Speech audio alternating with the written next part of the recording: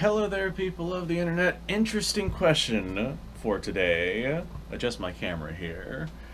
Is it better to get a cheap gun with a lot of ammunition or to get a really expensive, good quality gun with not as much ammunition? Like, let's say, for example, you have a set specific budget. I don't know what that budget is. You would know what that budget is.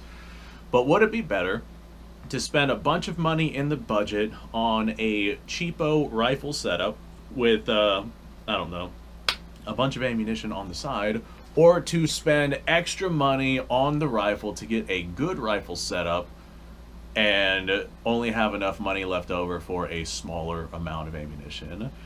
And to that, I'm going to go ahead and say this, because this is something that I get pretty regularly. Whenever it comes to your cheaper firearms, like this is a Delton DTI, DTA, I can't remember, Delton AR. This is considered what you would call a cheaper AR, or at least the base model of this is.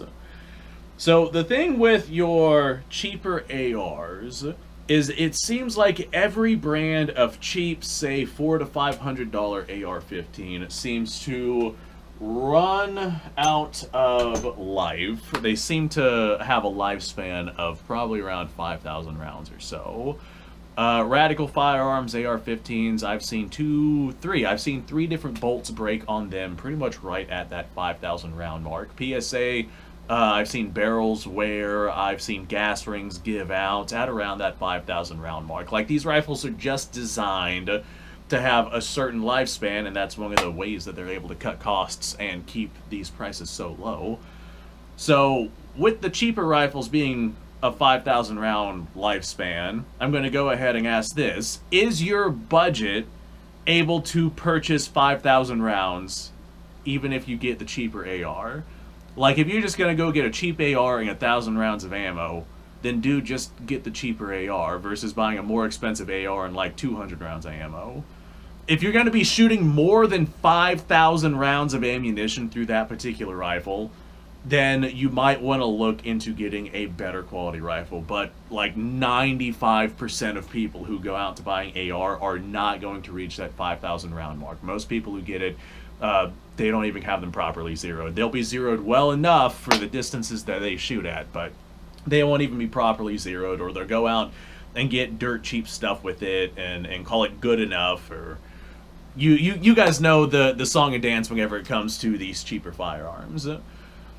But with those dirt cheap ARs, and I guess we're gonna just talk about ARs in this particular video, although this concept could apply to basically anything out there. With those dirt cheap ARs, if you're not going to expend the funds necessary to run out that cheaper model of rifle, then don't bother getting anything else. If you're going to go out and, instead of getting, say, a PSA, you're going to go out and spend twice the amount of money on a Daniel Defense or something like that, and then you're like, all right, cool, I got this, now I'm going to go buy 1,000 rounds of ammunition. Why? Why would you do that? Why would you spend a bunch of money on a rifle that can handle 20,000 rounds before it wears out if you're just going to go out and get a level of ammunition that is only like 1/5 of what would wear out the cheaper option? You know, if you're going to spend that extra, say, $500, $700 on a Daniel Defense, why not go out and get another 1,500 rounds of ammunition, have like 2,500 rounds on standby, and that is still not enough to wear out that cheaper gun? I feel like that right there would probably be the best option for most people, because most people aren't going to go out and shoot all that much ammunition through their particular rifle. It's just not something that happens. I say people should train. You say people should train. If you're watching this, you're probably a gun guy, and you'll probably advocate that people go out and get as much training with their particular firearm as possible. But what we want and what reality is two different things. And the reality is that most people aren't going to shove enough rounds through their rifles in order for them to wear out. And by that calling point, I would say go with the cheaper option. If you're not going to run enough rounds through it anyway, go for the cheaper option and get more ammunition. especially if you're not going to stockpile up to 5,000 rounds. Most people, once they hit that 1,000 round mark, they're like, okay, I'm good. I'm going to go do something else now. And that's just the way that people are, I guess.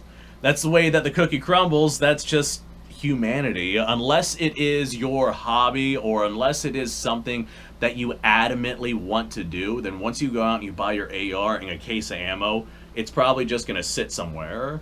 If you're the average person, you're going to get everything set up good enough. You might have a sling, you might have a couple of magazines, maybe you have a way to carry those magazines, and maybe your optic or your sights or whatever on that rifle are zeroed good enough for your particular purposes, shooting at your 100-yard range or whatever it is that you're doing, and then you'll set it down, set it aside, not mess with it. You're like, I got 1,000 rounds and 4 magazines at home. I'm good. I'm set. I can sleep comfortably at night.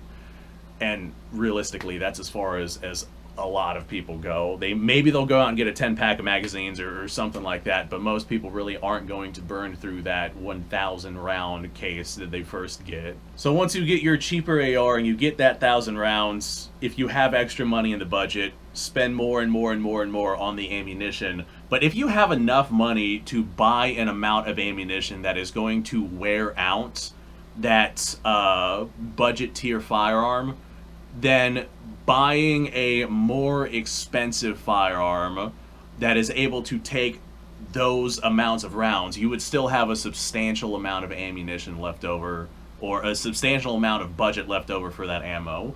Like, for example, let's say PSA AR, this is not exact numbers, but we're going to do this for simplicity reasons. PSA AR, $500, and then 5,000 rounds of ammunition at, say, $500 a case. You can find them cheaper, but after you factor in tax, hazmat, shipping, all of that information, comes out to about 50 cents a round. So, case of 1,000 rounds, $500 a piece. That's what, $2,500? Yeah, $2,500 for 5,000 rounds, plus that PSA AR. So that's about a $3,000 budget for a full-fledged setup for the rifle and enough ammo to wear it out.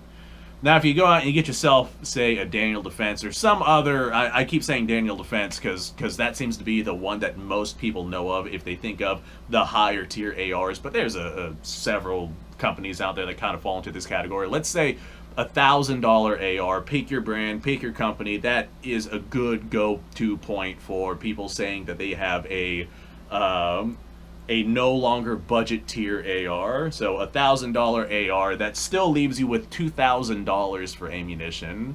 That's what, 4,000 rounds of 5.56 that you could go out and get with that particular budget. Now, we're not including optics or magazines, plate carriers, other equipment and whatnot that you would also have to factor into that budget, but you'd have to get that stuff with a cheapo rifle anyway.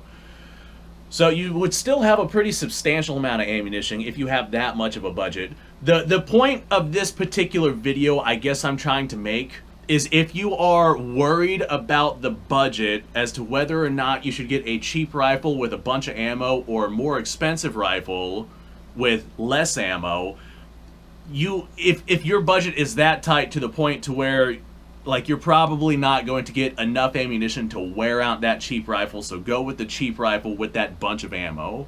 Or if your budget is good enough to the point to where you can purchase enough ammunition to wear out that budget rifle, go with that more expensive rifle, because you'll still be able to get a substantial amount of ammunition on standby, and then you can do whatever it is that you feel like doing.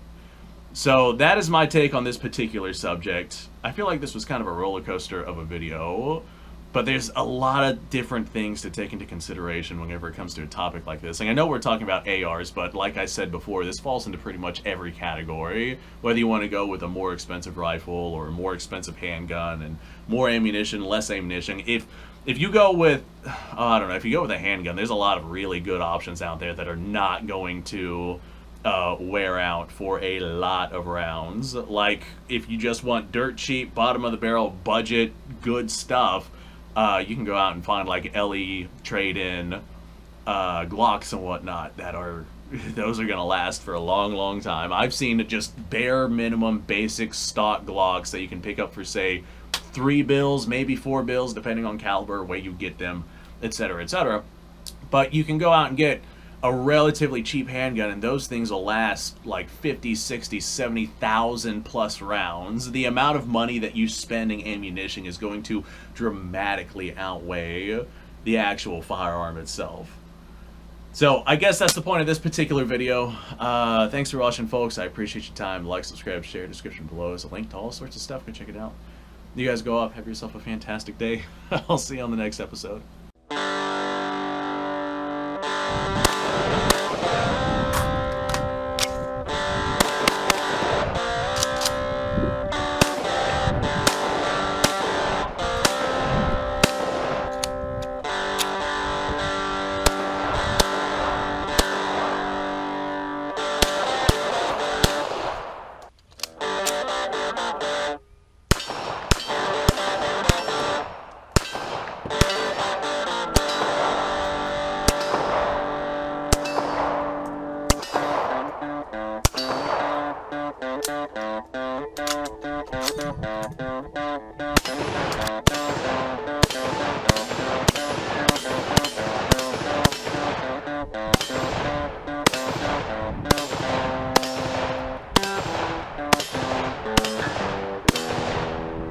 Been a little while since I've done this.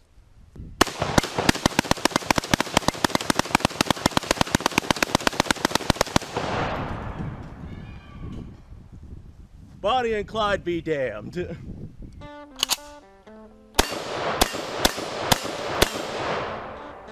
poor man's Garrett.